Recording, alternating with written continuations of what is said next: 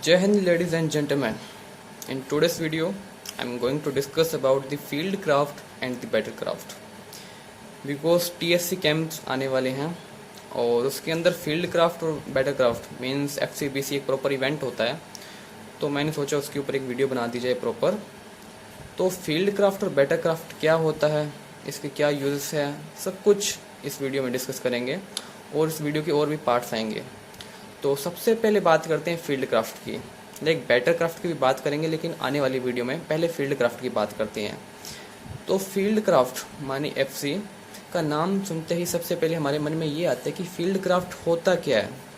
तो field craft की जो डेफिनेशन है वो कुछ इस तरह है कि field craft is an art of making the best use of the available ground and weapon while applying field craft soldier can attack the enemies in a smarter way। कहने का सीधा सीधा मतलब है कि फील्ड क्राफ्ट एक ऐसी कला है जिसका इस्तेमाल करके हम हमारे फॉर एग्जांपल जो भी ग्राउंड है, जो भी एरिया, उसका मैक्सिमम यूज़ करके हम अपने हित में उसका फ़ायदा उठा सकें और एनिमी को चकमा दे के उसको चित कर सकें, फॉर एग्जांपल उसको शूट कर सकते हैं। ठीक है, इस तरह के फील्ड क्राफ्ट हम इसका यूज़ करते हैं। फील्ड क्राफ्ट का अकेला आर्मी में वगैरह में यूज़ नहीं करता, हम इसको कुछ और तरीके से रिलेट कर सकते हैं। फॉर एग्जांपल आपने डिस्कवरी में बिल गेट्स का नाम सुना होगा, तो वो नेचर का बेस्ट यूज़ करके सर्वाइव करने की कोशिश करता है, उसको कहते हैं field craft. Battle craft military के रिलेटेड यूज़ होता है, उसकी हम बाद में बात करेंगे। तो पहले बात करते हैं फील्ड क्राफ्ट की। ठीक है, तो ये इसकी डेफिनेशन थी। तो फील्ड क्राफ्ट के अंदर कुछ और टॉपिक्स भी आते हैं, जैसे जजिंग डिस्टेंस हो गया, कवर्स हो गया, camouflage and concealment, indication and recognition of targets, fire and movement and field signals. तो ये नाम सुन के बिल्कुल भी घबराना नहीं है। पहली बात तो धीरे धीरे हम सब कुछ डिस्कस करेंगे। तो सबसे पहले बात करते हैं जजिंग डिस्टेंस की। लाइक जजिंग डिस्टेंस क्या होता है, जिसको JD बोलते हैं, उसका क्या यूज़ है। So as we know every weapon has a shooting range and impact of its own, therefore it's essential to determine the distance between the weapon or the shooter or the target for the appropriate firing। कहने का भाई सीधा सीधा मतलब है, judging distance के बारे में हम पता होना चाहिए दूरी का अनुमान लगाना। फॉर एग्जांपल हमारा एक इंडियन आर्मी का सोल्जर है, ठीक है, प्लीज़ पिक्चर्स पे मत जाइएगा, ठीक है। और यहाँ पर हमारा एक एनिमी है, फॉर एग्जांपल पाकिस्तान का दुश्मन है, ठीक है, ये इंडिया का है सोल्जर। तो अगर इसे शूट करना है तो इसके बीच का जो डिस्टेंस है वो पता होना चाहिए। अब आप सोचोगे क्यों भाई, वैसे भी शूट कर सकते हैं। वो कारण ये है कि जो इंडियन आर्मी फॉर एग्जांपल एक राइफल यूज़ करती है, उसका नाम है इंसास। तो उसकी जो मैक्सिमम रेंज, मैक्सिमम नहीं, कारगर रेंज, इफेक्टिव रेंज बोलते हैं जिसको, इफेक्टिव रेंज है वो 400 मीटर है। ठीक है, 400 मीटर की इफेक्टिव रेंज का क्या मतलब है, अगर कोई मान लो ये फायर करता है, शूट करता है और यहाँ पर खड़ा है 400 के बीच में, तो अगर गोली इसको लगती है बुलेट, ठीक है, तो ये इसका डेड होना पक्का है। ठीक है, ये बोलते हैं impact range, sorry effective range. ये अगर इसके आगे खड़ा है, फॉर एग्जांपल ये यहाँ पर खड़ा है, ठीक है, और ये डिस्टेंस है वो 500 मीटर से है, तो बुलेट वहाँ तक पहुँच तो जाएगी, लेकिन उसकी जो स्पीड है वो कम हो जाएगी। ठीक है, और उसको हिट भी कर सकती है, लेकिन वो मरेगा इसकी कोई गारंटी नहीं है। ठीक है, क्योंकि इसकी जो इफेक्टिव रेंज है वो 400 मीटर तक, मतलब यहाँ पर अगर वो लगी उसको बुलेट, तो यहाँ पर तो पक्का डेड ही डेड होगा, यहाँ पर लगेगा तो कोई चांस नहीं है। और यहाँ पर ना लगेगा तो रिस्क है, क्योंकि उसके पास कोई एडवांस वेपन हुआ तो ये हमारे सोल्जर को मार सकता है। ठीक है, इसलिए हमें ये पता होना चाहिए कि जो इसके बीच का डिस्टेंस है वो कितना है, ताकि अगर ये हम राइफल यूज़ ना करें तो दूसरी राइफल यूज़ करके जिसकी रेंज ज़्यादा है उसको हम चित कर सकें और हमारा एनिमी है जो डेड हो जाएगा। इसके लिए हमें जजिंग डिस्टेंस की ज़रूरत पड़ती है। ठीक है, दूरी का अनुमान लगाना। अब दूरी का अनुमान लगाने के कुछ तरीके होते हैं, जैसे मैथ में भी कुछ तरीके होते हैं ना, अलग अलग चीज़ों को फाइंड करने के लिए मेथड्स होते हैं, वैसे जजिंग डिस्टेंस के भी हैं 6 तरीके होते हैं। Unit of measurement method, appearance method, bracketing method, section average method and की रेंज मेथड एंड होल्विंग मेथड। ठीक है, तो एक एक करके हम सभी मेथड्स को हम डिस्कस कर लेते हैं। So let's discuss about our first method which is unit of measurement method. तो यूनिट ऑफ मेजरमेंट मेथड क्या होता है, जिसको इकाई का तरीका भी बोलते हैं। लेट्स से कि हमारा एक सोल्जर है जो यहाँ पर खड़ा है, ठीक है, और हमारा जो टारगेट है पाकिस्तानी बंदा सोल्जर, वो यहाँ पर खड़ा है। ठीक है, ये इंडिया का सोल्जर है। तो इसके बीच का जो डिस्टेंस है उसको हम कैसे पता लगाएंगे, ये उसके बारे में बताता है। यूनिट ऑफ मेजरमेंट मेथड का मतलब क्या है कि हम कोई एक यूनिट ले लेते हैं, फॉर एग्जांपल 100 यार्ड्स ले लेते हैं, ठीक है। अब एक सोल्जर को ये तो पता होगा कि यहाँ से लेके यहाँ तक की जो दूरी है 100 यार्ड्स है, वो तो ऑब्वियसली बात है, नज़दीक होता है, हर किसी को पता चल जाता है, ठीक है। तो हम क्या करते हैं कि एक यूनिट ले ली 100 यार्ड्स, ठीक है। तो हम सोचते हैं भी ये अगर हमारा ये टारगेट यहाँ पर खड़ा है और हम यहाँ पर खड़े हैं, तो यहाँ से लेकर तो यहाँ तक हो गया 100 यार्ड्स। फिर हम ना इसको बीच बीच में डिवाइड करते जाते हैं unit by unit. For example हमने यहाँ तक और ले लिया तो ये अगेन 100 यार्ड्स हो गया। फिर हमने यहाँ तक ले लिया, अगेन ये भी 100 यार्ड्स होगा, ठीक है। तो हमको ये तो पता चल गया भी ये 100 यार्ड्स है, लेकिन यहाँ की आगे तक ये पता नहीं चला। लेकिन हम इसको यूनिट में ब्रेक कर देते हैं। फॉर एग्जांपल हमने इसको 3 बार किया, 1, 2 और 3, तो हम क्या करेंगे 100 को 3 से मल्टीप्लाई कर देंगे, ये हो गया 300 यार्ड्स, ठीक है। तो इस तरीके से हम एक यूनिट ऑफ मेजरमेंट मेथड से हमें डिस्टेंस का पता लगा सकते हैं, ठीक है। तो हमारा नेक्स्ट मेथड है अपीयरेंस मेथड। अपीयरेंस मेथड का क्या मतलब होता है, किसी की अपीयरेंस से हम उसके बीच का जो डिस्टेंस है वो गेस करते हैं। अब वो कैसे होता है, वो शेप और साइज़ की वजह से होता है। उसकी वजह से हम एक एस्टिमेशन लगाते हैं कि ये इतना होगा। फॉर एग्जांपल अगर कोई बंदा खड़ा है यहाँ पर, ठीक है, हमारा टारगेट खड़ा है यहाँ पे, अगर हमें वो फुल तरीके से अच्छे तरीके से दिखाई दे रहा है हमारे सोल्जर को जो कि यहाँ पर खड़ा है, ठीक है, अगर ये अच्छे तरीके से दिखाई दे रहा है, पूरा उसका जो बॉडी शेप है, उसकी जो लेंथ है सिर से लेके पैर तक अच्छे तरीके से दिखाई दे रही है, तो इसका हम सोचेंगे कि ये यहाँ से 200 यार्ड्स है, ठीक है, क्योंकि 200 यार्ड से ही हम अच्छे तरीके से इसको प्रॉपर देख सकते हैं। देन अगर हम बात करते हैं, एक पर्सन है जो यहाँ पर खड़ा है, ठीक है, और क्या होता है, जो पर्सन जो नील्स, उसके जो गोडे बोलते हैं जिसको नीलिंग तक, ठीक है, वहाँ से उसको जो ब्लेड है, ब्लेड का क्या मतलब होता है, जो एक राइफल होती है ना, वहाँ पर 4 साइड ब्लेड होता है यहाँ पर, ठीक है, वो जो इसके पैरों तक को कवर कर ले एक अलाइनमेंट के थ्रू, ठीक है, वहाँ तक कवर कर ले, तो हम ये एस्टिमेट लगाते हैं कि ये 250 यार्ड्स होगा, ठीक है। ये अगेन इसकी अपीयरेंस से पता चला हमको। अगर हम बात करते हैं अगले केस की, ठीक है, तो अगले केस में क्या होता है, अगर face diminished hazy, for example यहाँ धुंधला दिखना शुरू हो जाए किसी का फेस, हम सोल्जर यहाँ पर खड़ा है और इसका फेस है जो वो धुंधला दिखना शुरू हो जाए, तो हम ये एस्टिमेट लगाते हैं कि जो इसके बीच की जो दूरी है वो 300 यार्ड्स है, क्योंकि जो इसका फेस है वो धुंधला है। और ये इसकी अपीयरेंस से पता चल रहा है हमको। अपीयरेंस मतलब वो जैसे वहाँ से खड़ा है, उसकी बॉडी शेप, साइज, वेट, ठीक है, आसपास की चीज़ों की वजह से हमको पता चल रहा है।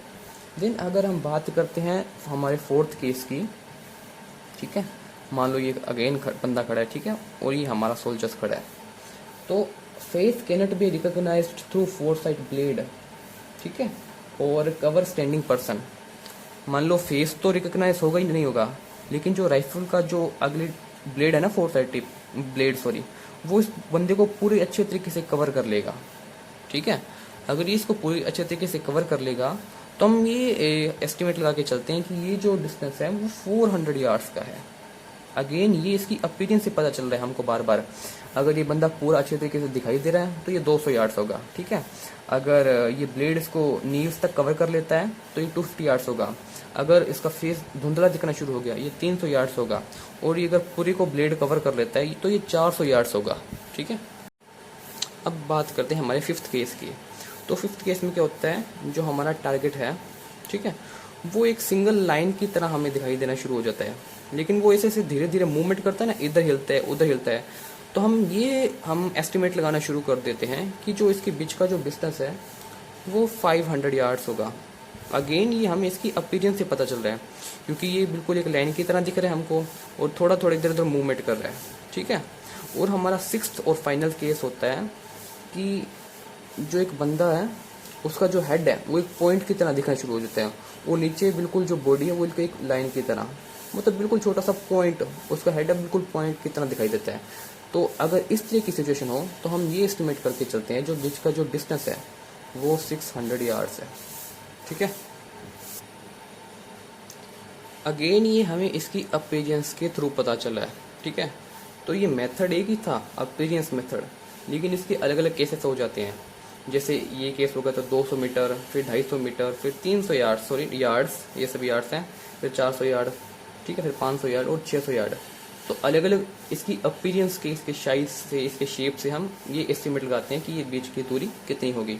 तो ये था अपीरियंस मेथड, ठीक है। अभी आते हैं हमारे नेक्स्ट मेथड पे, जिसका नाम है ब्रैकेटिंग मेथड, ठीक है। अब ब्रैकेटिंग मेथड में क्या होता है, ये हमारा अगेन सोल्जर खड़ा है इंडियन आर्मी का, और ये पाकिस्तानी रेंजर खड़ा है, ठीक है। तो हम ये एस्टिमेट करते हैं कि इसके बीच की दूरी कितनी है जटिंग डिस्टेंस करने के लिए। तो हम दो डिस्टेंस ले सकते हैं, एक हो गया मैक्सिमम और एक हो गया मिनिमम। फॉर एग्जांपल हमने एक मैक्सिमम लिया 600 यार्ड्स, ठीक है, और दूसरा हमने लिया 400 यार्ड्स। तो ये हो गया मैक्सिमम मिनिमम। तो हम क्या करेंगे, इन दोनों का ऐड करेंगे और इसकी एवरेज निकालेंगे।